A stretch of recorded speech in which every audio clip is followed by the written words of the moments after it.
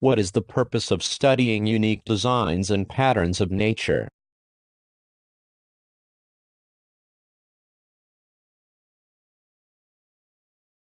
Mathematics is a subject that discovers the secrets of nature. The ideal way of studying mathematics is a series of training process to discover the secrets of nature.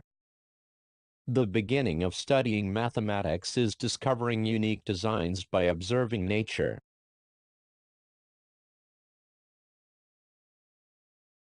Every animal or plant has its own unique design. We can identify the type of plant just by looking at the shapes of leaves and the structures of its veins. The appearance of the plant reveals whether it is healthy or not. For example, if unusual spots appear on the plant's leaves, it is sick. As such, plants communicate with people through their unique designs.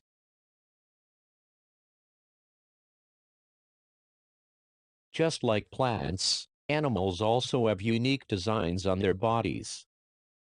For instance, cheetahs have dots, giraffes have fishnets, and zebras have stripes on their coats.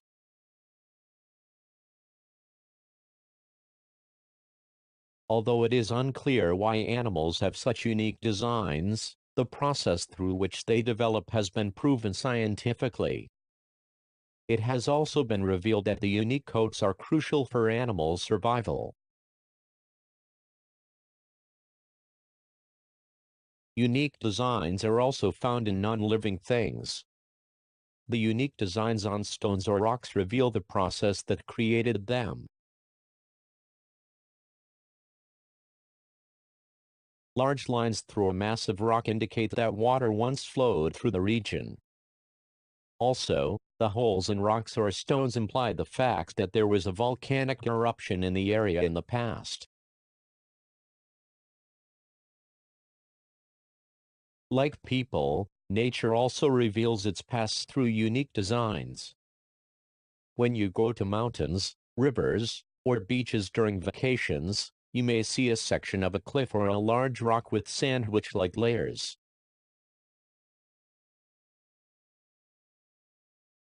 This is because gravel, sand, and mud had been deposited for a long time and hardened into rock. The layers on the rock are called strata. Between two strata is a crack that separates them, called a bedding plane. Most strata are horizontal, but sometimes they are curved or broken. The reason why the shapes of strata are different is that the magnitudes and directions of force exerted on them underground differ. Not only the shapes of strata, but the color, thickness, and size of grains that make up the strata are also different because the types of rocks that consist of strata vary from one another.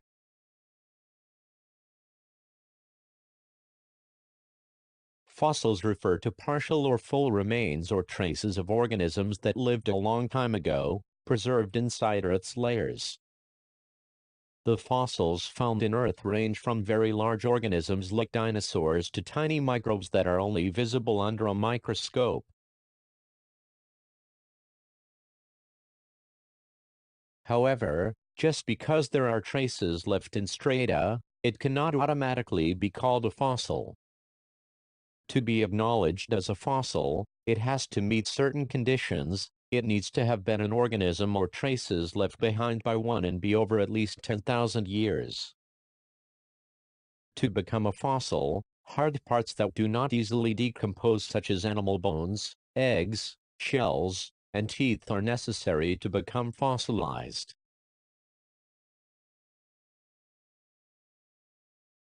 In the case of plants, stems, leaves, seeds, and pollen can become fossils. Footprints of animals and excretion can be also fossils. These fossils that where only traces remain are called trace fossils. When an animal dies, it becomes buried at the bottom of a lake or sea. Sediments accumulate on top of it over a long period of time, forming strata.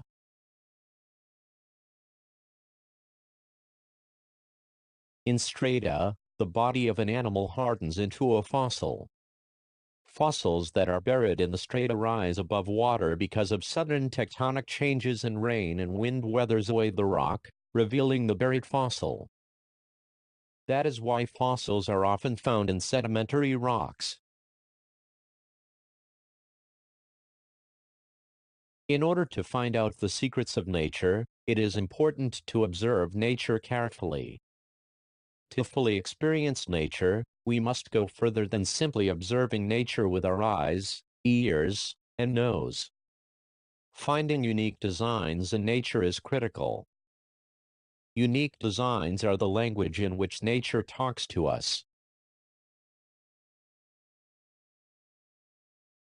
Through unique designs, nature makes it possible to imagine the stories of the past that are the traces of creation and destruction, the image of the present, and even the future form of life and death. It is not that looking into a single object endlessly broadens our view of nature.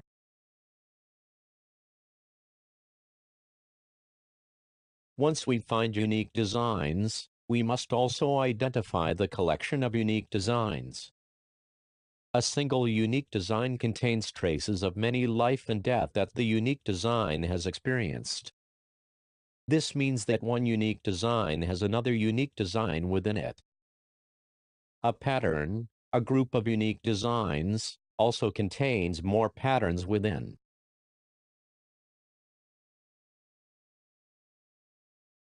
Patterns are more than just a group of unique designs.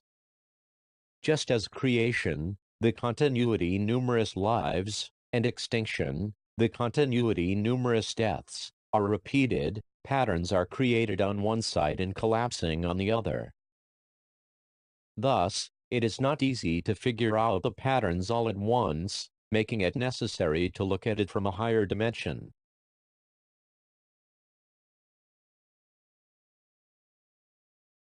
Even if we find unique designs by observing nature, patterns, which are collections of unique designs, does not reveal itself easily.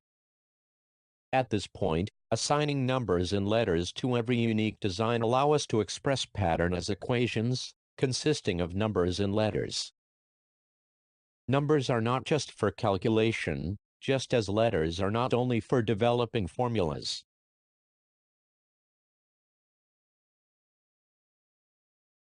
Numbers and letters are the key to opening the door to the secrets of nature. Ian Stewart, a British popular science writer and mathematician, said that solving problems by developing formulas is not the entirety of mathematics.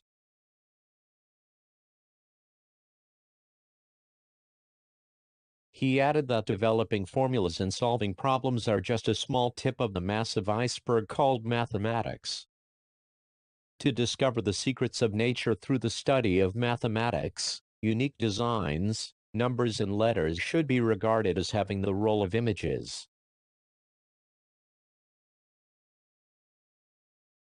The fact that we have depicted the creation process of nature as the Koch snowflake and destruction of nature as Sierpinski gasket indicates that we have taken a step closer to the secrets of nature by using mathematics as the yardstick. To discover the secrets of plants and animals, we must ultimately understand the languages that they use. To do so, it is necessary to get close to plants and animals and comprehend what they say, the clues to which are the unique designs that they have.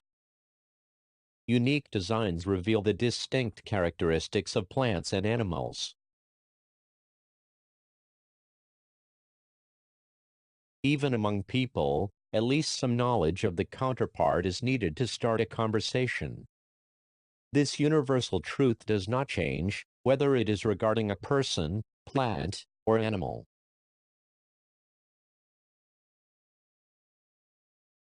Even if you get close to a plant, you will be able to take the time to sit in front of it quietly and observe it only when the plant does not feel disturbed.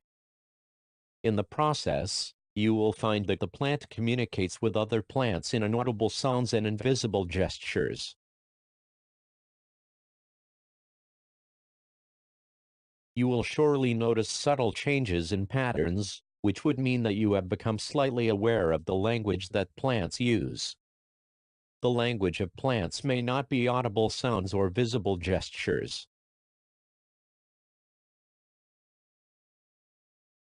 The language between plants could be discrete communication, of telepathic nature. If we could draw a picture of such telepathy for everyone to see, we can understand the language of plants and walk slowly into their world.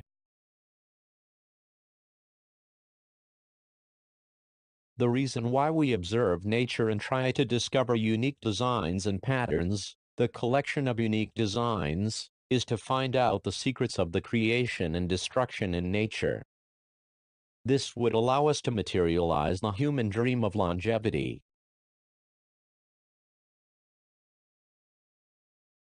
If it is possible to understand what nature says through unique designs, understanding the structures of nature is also possible.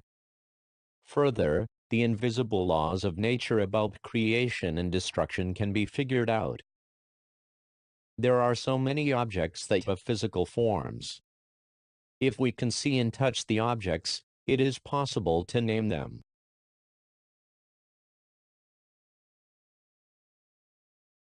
Organisms that have physical forms have invisible forces and inside and outside the body in order to maintain their appearance and the way they live. To fully understand this complicated and mysterious world of nature, experiencing nature is not enough. It is essential to understand peoples and societies we have never lived in, across time and space.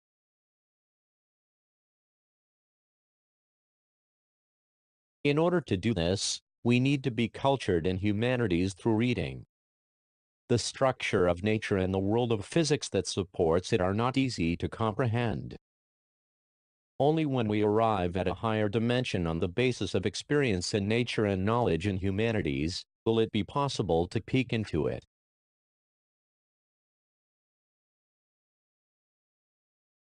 What was the implication of the completion of the human genome map?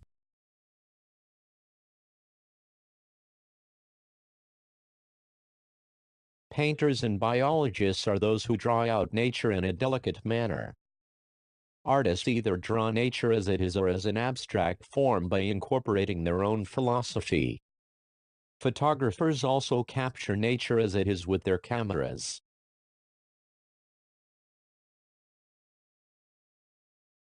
We can appreciate the beauty of nature afresh by looking at the works of painters and photographers.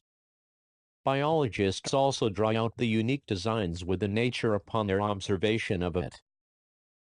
Mathematicians, as well, play their part by observing nature and drawing the unique designs within it. Thinking of it this way, biologists and mathematicians are doing the same thing.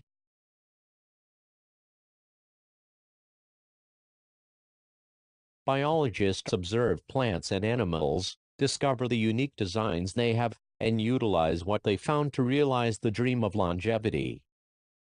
Biologists do not only discover patterns that are visible to the eye but even the patterns that cannot be seen with the naked eye. Biologists are interested in why such patterns and what relation the patterns have with each other. In other words, biologists draw out the unique designs living organisms have so people can see it with their own eyes and so we can deal with it in mathematics.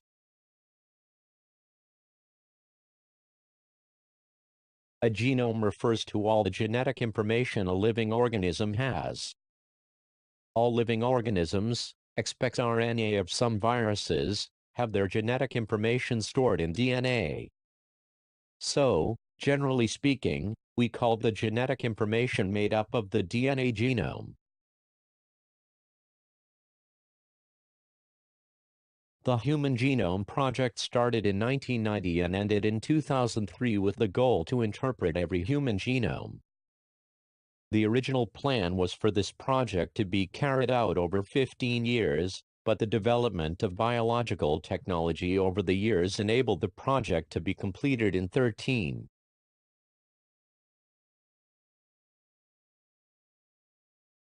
The comparative analysis process with Celera Genomics Corporation's commercial human genome project that took place simultaneously directly contributed to the earlier than expected completion of the project.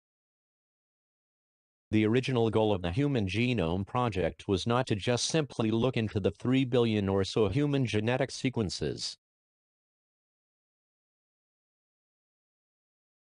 The goal was to identify the genes included in this data.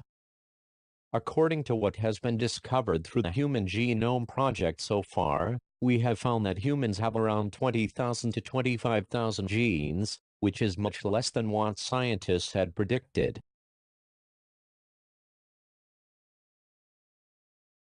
Although we have found the genetic sequence, the process of interpreting that data is only in its initial stages. Proper interpretation of the human genome is expected to help achieve big leaps in medical, pharmaceutical, and biological fields.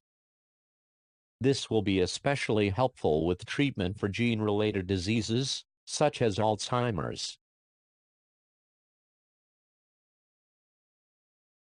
The completion of the human genome map, the drawing of the human body into a picture, has historical significance in various fields.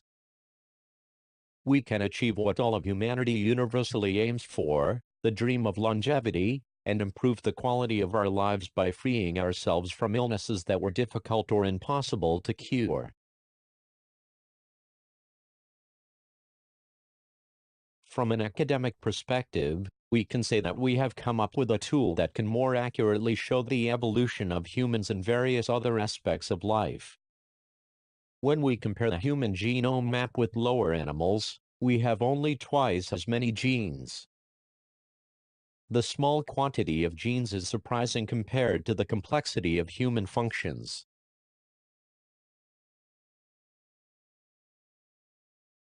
Also, it is worth noticing that one gene produces many different types of protein and the different proteins produced performs multiple functions. Medically, with the completion of the human genome map, we can also easily identify deformed genes that cause a variety of genetic disorders so that we can quickly propose how to treat and prevent them. Most cancers occur due to deformed genes. A genome map can reveal the difference between normal genes and genes of cancer cells to create an innovative cancer treatment. In addition, with the human genome map we will enter an era of customized treatment, where each patient can get the most effective drugs. The customized treatment is expected to be applied especially for life-threatening chronic diseases, such as diabetes, asthma, hepatitis, tuberculosis, and high blood pressure. In addition, with the discovery of genes related to addictions, such as alcoholism, mental disorders, and obesity, we expect to see much progress in preventing and treating these conditions.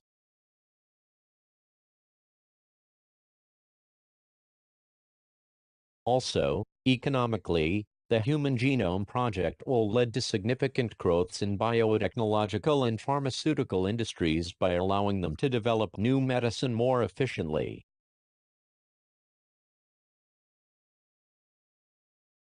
Until now, scientists had to make different kinds of drugs and test each of them to see if they were effective for specific illnesses. This method was time-consuming and costly, and the success rate was not very high. We will see much progress in this area, as well. It is apparent that scientific advancements do not bring only benefits. Likewise, while the Human Genome Project will play a positive role in human happiness, there will also be negative consequences. However, if we use the human genome wisely with a focus on true human values, our future will be bright. Why do biologists try to find the various unique designs within nature? The unique design of living organisms appeared naturally, They also affect our daily lives in various ways. Within the Eastern and Western cultures, we discover distinct and unique symbols.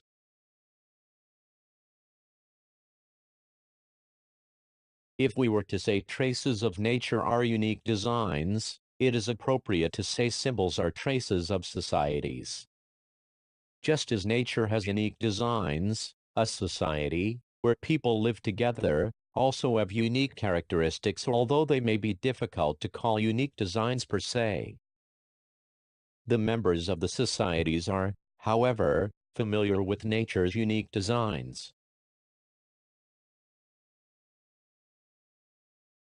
People have applied the unique designs they have discovered in nature to make various daily objects, engraving them into buildings, and placing them on charms that contain their wishes.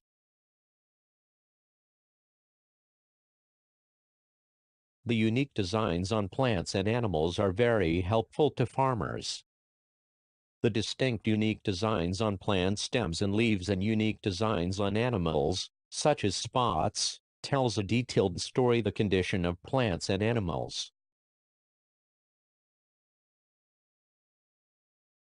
Farmers can know the health condition of plants and animals through their unique designs without having them tell the farmer the specific conditions they are in. Thanks to the unique designs, farmers can take appropriate measure depending on each individual symptom. So, the observation and study of unique designs hold a significant importance. Biologists pondered on why animals have different unique designs, but now they are said to have figured out why.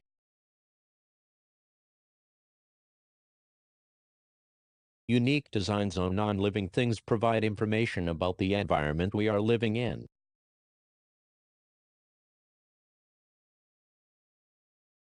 By studying rocks and strata, geologists can determine how the environment came to be the way it is now from the past and predict how the environment will change in the future. By studying fossils, we can see what living organisms that lived in the past looked like, what environment they lived in, what they ate, and so on. Fossils such as mammoths and ice or insects in amber are valuable material to scientists as they have been perfectly preserved.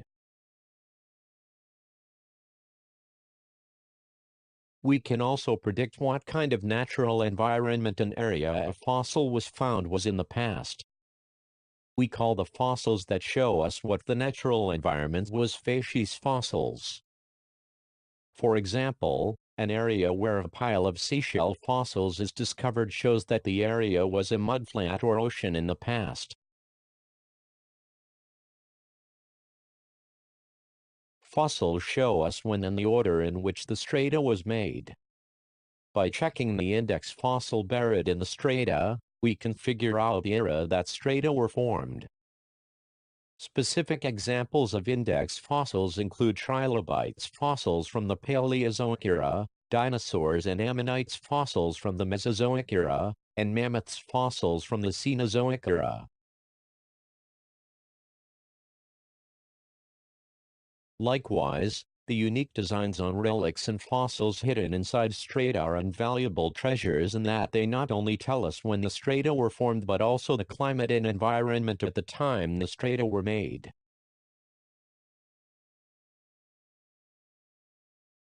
Humans are destined to learn and develop from nature.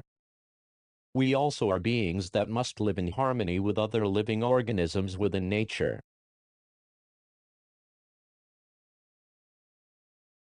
Therefore, finding unique designs in nature tell us how to maintain life and prosper.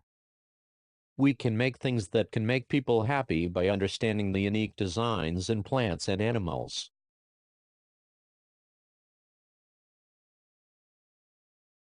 What kind of happiness can people gain by imitating nature?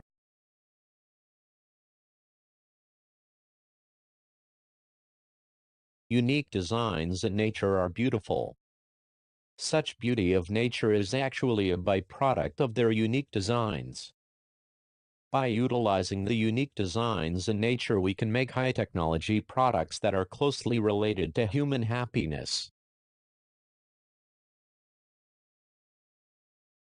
Weak animals have protective coloration in order to not be seen by their natural predators. Here, protective coloration refers to the body color that is similar to one's surroundings, not to be easily spotted by other animals. For example, the larvae of a moth are mostly green, so they are not easily spotted when on a leaf. Also, a hazel grouse's feather is dark brown during the summer and white during the winter. This change is also a part of protective coloration. There are also reptiles, amphibians, and crustaceans that quickly change color depending on their environment. Starting from the mid-19th century in Manchester, England, where the Industrial Revolution took place, light-colored moths gradually disappeared while dark-colored moths grew in number. This was the result of a struggle of the moths for survival as they tried to adapt to the bright-colored barks turning dark due to the smoke from the factories.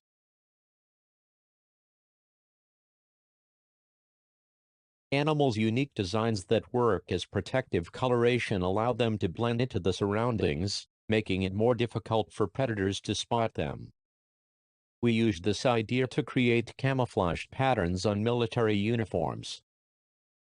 Military uniforms usually have a pattern of green and brown, preventing soldiers from being easily spotted by enemies in grassy and woody areas.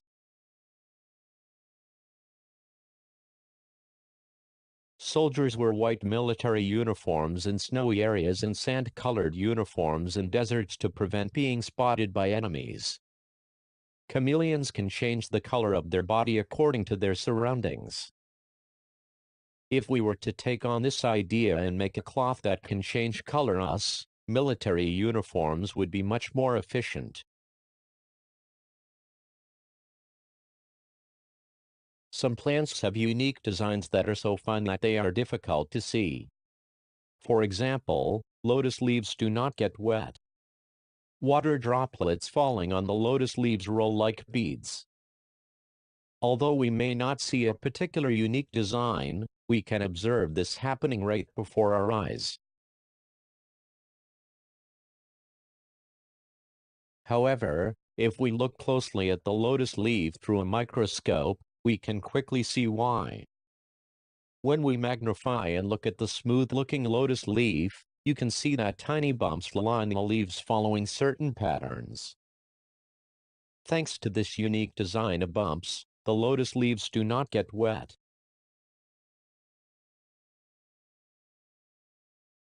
This phenomenon is called lotus leaf effect, but the lotus leaf effect is already widely used in our lives. The growing number of products that utilize the lotus leaf effect includes clothes that can be cleaned quickly of dust that have set on it with a spray of water and toilet bowls that maintain their cleanliness no matter how much they are used.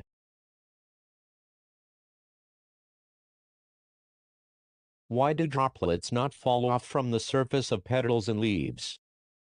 There are tiny bumps and hairs here as well, but unlike lotus leaves, they are not covered with wax, so they cannot push water droplets off.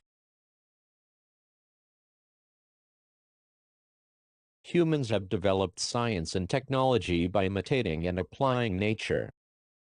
People created knives or windows using sharp teeth or bones of animals. They also saw a tree float on water and made a raft. People pulled the silk threads from the silk cocoon and made clothes, and created needle after observing the sharp sting of a bee.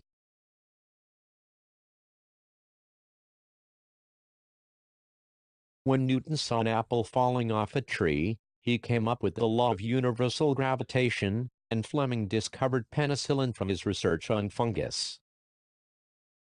George de Mestral from Switzerland saw burdock seeds which have hooks on the skin and spread with the help of animals and invented Velcro, a type of touch fastener.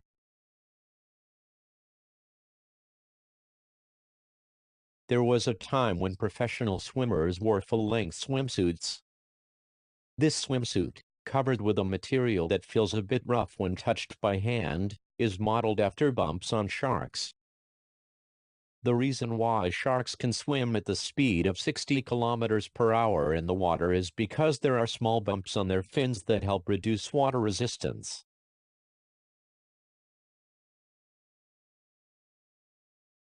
Biomimetics, a word which means imitation of nature, comes from the Greek words bios for life and mimesis for imitation or mimicry. Biomimetics is a discipline that studies and imitates designs in nature and characteristics of organisms.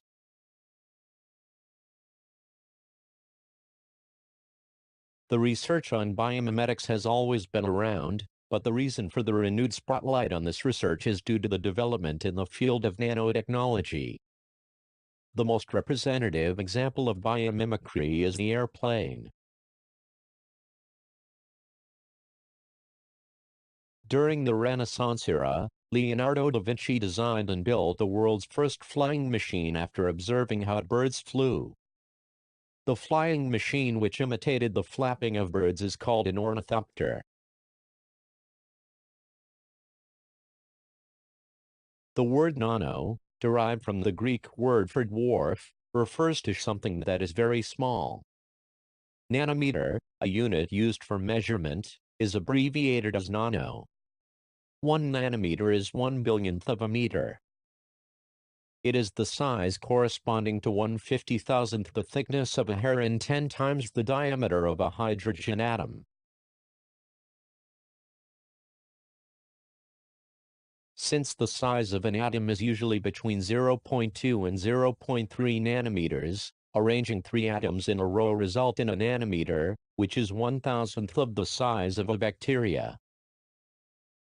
Nano, which refers to a very small length or quantity, is not an unfamiliar term from the perspectives of physicists or chemists.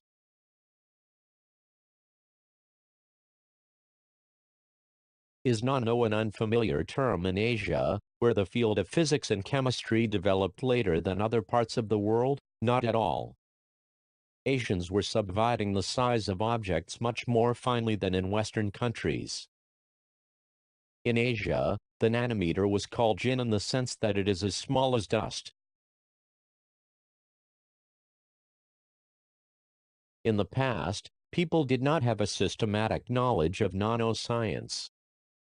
However, they made various things using nanotechnology. For instance, the British Museum in London displays the Lycurgus cup, a relic from the 4th century Roman period.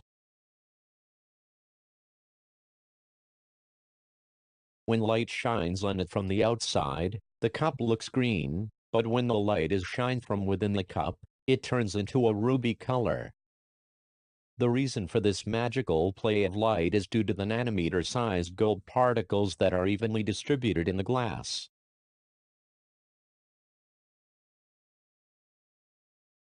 A property of gold nanoparticles is that it changes the transmittance and reflectance of light depending on the various colors included in the light, also known as the wavelength of the light.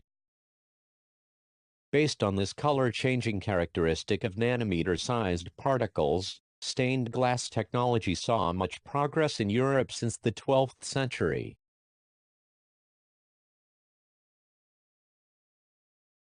Among the butterflies that live in South America are Morpho butterflies with bright blue wings. The scales of Morpho butterflies have a unique structures that are nanometers in size. Small wrinkles are arranged regularly in a zigzag manner, and the wing surface is covered with small bumps that are several hundred nanometers in size.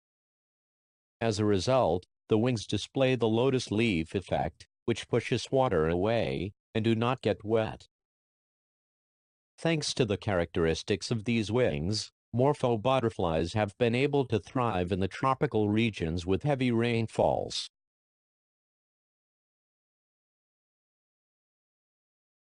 Organisms determine and move toward the environment suitable for survival. For example, plants rely on sunlight and the pulling force of the earth to stretch branches toward the sky and extend their roots into the ground. Migratory birds travel based on the location of sun and constellations.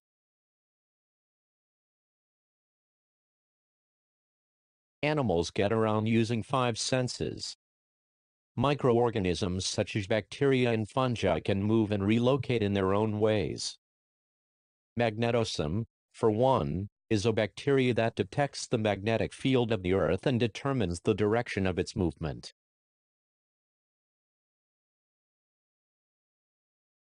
This is because there are tiny nanometer-sized magnets within the body of the magnetosome that lives in the deep sea. Scientists have been using nanomagnets of magnetosome to develop a wide array of technology.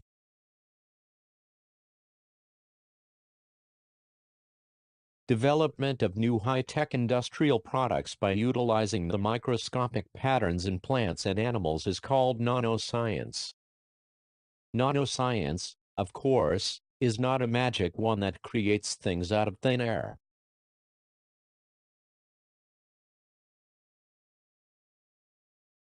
Why did humans draw pictures of designs and patterns? Why were primitive paintings necessary? Who painted the pictures? Altamira cave paintings were the most advanced paintings of its time. It is assumed that the maker of the mural was a painter and a shaman.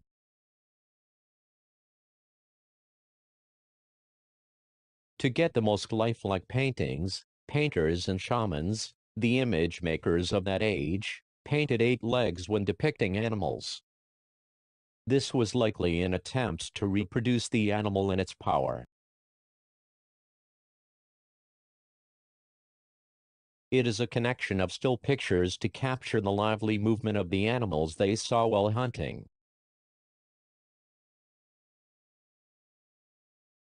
Primitive humans relied on torchlight in a dark cave and used paint made from animal fat and ashes to draw the Altamira cave paintings. It was the product of high technology of its time. Human beings want to express the powerful movement that they observe in nature as close to reality as possible. A person who thinks has the natural human intuition to seek fantasies. Human beings are curious beings, striving to reenact the reality of life even in the face of death. Today, as new media video contents are being produced explosively, humans become entangled in the task of recreating images they get from certain unique designs as animated fantasies.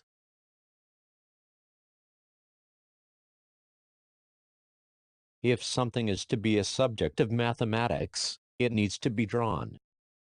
We may then attribute numbers and letters to the picture, making it possible to discover rules, thereby allowing for predictions. Mathematics is a discipline that creates predictive programs.